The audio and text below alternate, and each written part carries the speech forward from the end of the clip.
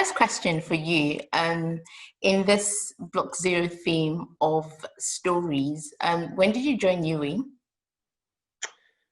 I joined UWE 2013, September 1st, 2013. Since you started at UWE, how have you, would I say, created your UWE story?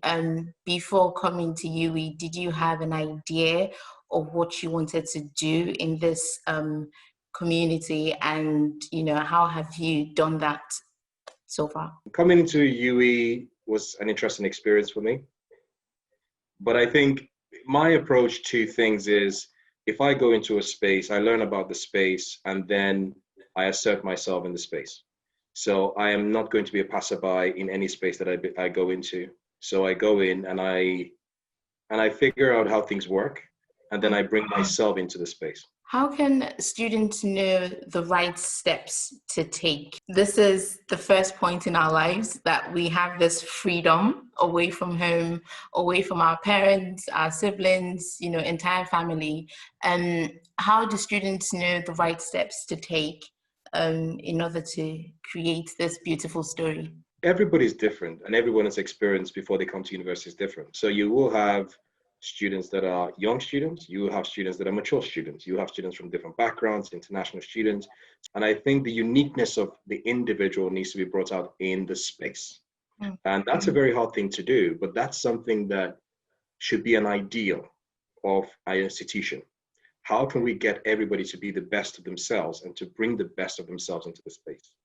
And that's something that I think many organizations need to think about how to do that, because it's a difficult thing to do, but it's the kind of thing that when you do it, you realize how vibrant how vibrant your culture is in the space, how dynamic the space becomes, because everywhere you look, you have solutions. You don't have problems, you have solutions, because everybody becomes a solutions person for the space because they see themselves in the space, they belong in the space, and they want to transform the space. So I would say for people coming in, it's really about making sure you don't lose yourself when you come in. Don't lose yourself in terms of everybody else is better, so I need to be like everybody else. The question I was always ask is, and I always ask my own students, is about them. You, who are you? And what is it that you want? What is it that you aspire to be? And I think my most important question that I tend to ask is not who you want to be, but what do you want to do? But I think usually when I ask that question, I get that sort of look of, what do you mean, what do I want to do? I say, you see, when you're growing up, you get the, what would you like to be when you grow up? A doctor! And everybody says a doctor or pilot and all of these things. Yeah. You hear all of those things. And sometimes we continue along those lines where we keep thinking of what we want to be. But I think you transcend into a different space when you think about what you want to do.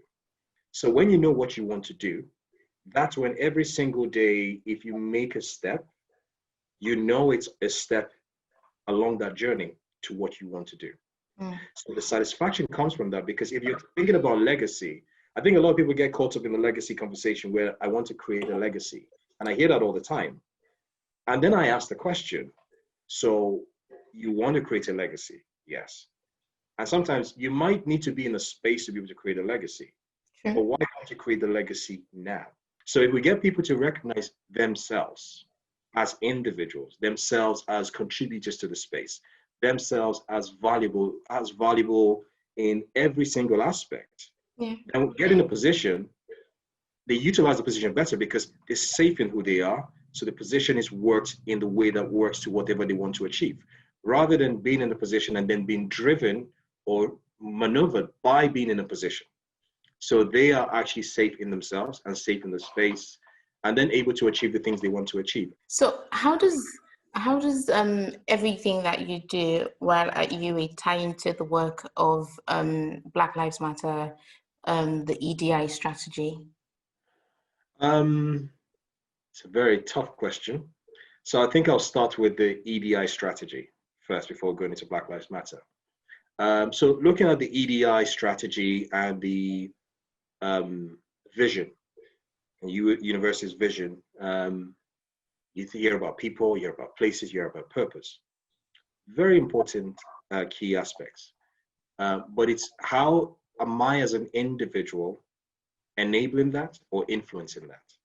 So it's not too much about the institution. The institution is made up of people.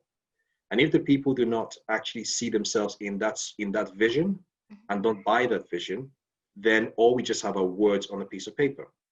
So for me, what I've always had as a personal thing that I work with is, how is it that if I'm in that space, how do I, as a person in that space, allow other people to be themselves? In terms of Black Lives Matter, that's different. I think for me in the space, I think Black Lives Matter is something that resonates with me because Black lives do matter, and not just only in the UK, globally. Policies, decision-making at global level has impacted Black communities of color across the world for a very long time. We haven't dealt with the history and the legacies of slavery, and many people are uncomfortable talking about that. But we have to talk about that. So in the space that I'm in, I've started something called Uncomfortable Conversations, because it is an uncomfortable conversation, and we cannot be running away for the rest of our lifetime away from that conversation, because after my generation, there will still be another generation coming. If we all run away from the things that are uncomfortable in front of us, then we are not problem solvers. We're just people who are running away. And there are names for that. So I think we need to be bold. We need to be honest. We need to be introspective. And we need to critique ourselves. Where do I stand in the conversation? And that really, how is it? And I asked the question, how has my action, my inaction in my personal professional life put my knee on someone else's neck?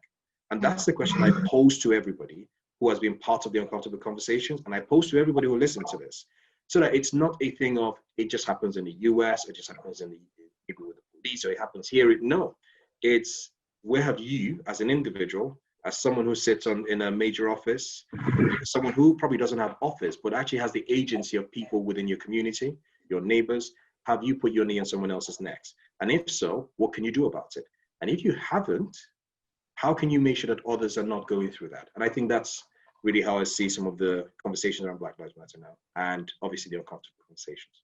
So in a virtual world, how can we motivate students to be part of this work?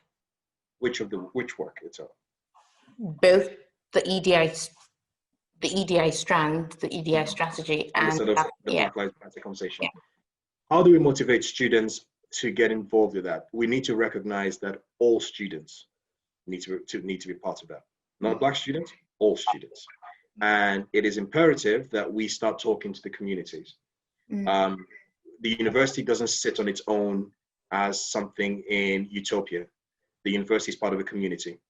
So the university needs to embed itself within the spaces where some of these conversations are happening, as a community that is a learning community. It needs to take the conversation to those spaces, but learn from the spaces that in those communities. That way you can build trust. But in terms of students getting involved, students can get involved by making sure they do some reading. I have a book which I don't have it with me, but I'd have lifted up for them to start. One of the favorite books that I have that I would recommend to everybody to read is one called Tears We Cannot Stop, by someone called Michael Eric Dyson. And it really helps people understand the complexities of what is going on with the call for racial equality, diversity, inclusion, and Black Lives Matter. And that helps everybody understand some of the nuances about the conversations. So reading books like that, there are many books, the Afua Hirsch's book, the Brian Sandel's book. There are many books to actually read right now. I think embedding oneself in the literature, understanding it, but then I also say, yeah, it's one thing to read the literature. Ask someone, speak to someone, find someone else and ask them about their experience. Are they struggling? Are they having, so I've been someone's neighbor, a keeper, a brotherly keeper and a sisterly keeper. Being one of those people who are going to ask the question, how are you doing today? And is your experience the same as my experience? And if it's not, is there something that I can do? Can I stand with you? Can I speak with you? Can I support you? Can I stand behind you? Because I might have privilege, which you don't have. So can I lift you so that you can also be able to enjoy that privilege? That's what we should be getting our students to see themselves as good citizens of Earth. That is the perfect end to our conversation.